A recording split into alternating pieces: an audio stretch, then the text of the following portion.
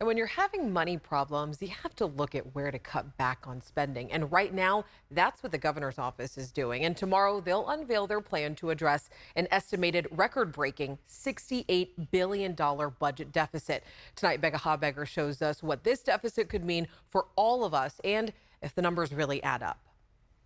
We're facing a $68 billion budget deficit. Republican State Senator Roger Nilo of Fair Oaks is vice chair of the Senate Budget and Fiscal Review Committee. In a recorded video statement, he blasted lawmakers' spending in recent years as unsustainable. Despite having a substantial surplus of $100 billion just 2 years ago, there wasn't enough caution among state lawmakers. That $68 billion figure came from the Legislative Analyst's office, the California Legislature's nonpartisan fiscal and policy advisor. They released their report for the 2024-25 fiscal year last month. They found tax receipts that were lower than expected, with victims of severe winter storms given a tax filing extension until October. We will have different numbers when the governor comes out with his budget. H.D. Palmer, spokesperson for the California Department of Finance, says there is a significant problem to solve, but the actual deficit is much less than $68 billion. Plus, he says, we do have a substantial amount of reserves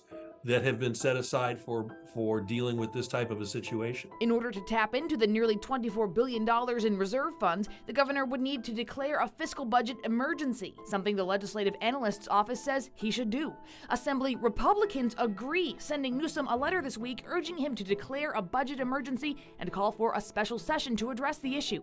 But reserves alone wouldn't solve the problem. Already, Governor Newsom has put a pause on all non-essential spending, including on fleet vehicles and non-essential travel. We may have to pull back on some one-time expenditures in the past that we can't sustain right now. So we will be looking to where we can make those types of savings while maintaining the core programs that are essential for Californians. The Legislative Analyst's Office report offers several suggestions, even saying in facing budget problems of similar magnitudes, the state in the past has made reductions to employee compensation and lowered spending on higher education and the judicial branch. But nothing will be decided or set in stone anytime soon. Exactly where to cut spending will be something state lawmakers on both sides of the aisle hammer out in coming months. And Becca joins us now. So tomorrow, the governor's budget proposal, this is just the beginning. Yeah, Alex, that kicks off 5 months of revisions and hearings by committees and subcommittees.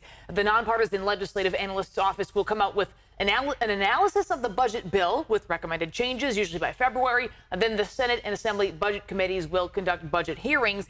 There's a revised budget due in May, and ultimately, California's Constitution requires state lawmakers to pass the budget by June 15th. And the new budget is supposed to fund the state government starting in July, but a lot could change before then, right? Yeah, Alex, I was reading up on all of this on the Department of Finance's website, and at the bottom we talked about this. There's this little thing that said, and here's the budget process portrayed in a relatively simple flowchart. So I clicked on that, and this is the Department of Finance's relatively simple flowchart. You're probably making the same face that Becca and I made earlier today when she showed this. I was very unwell when I saw this flowchart, but I mean, it is a complicated process, right? Yeah, absolutely.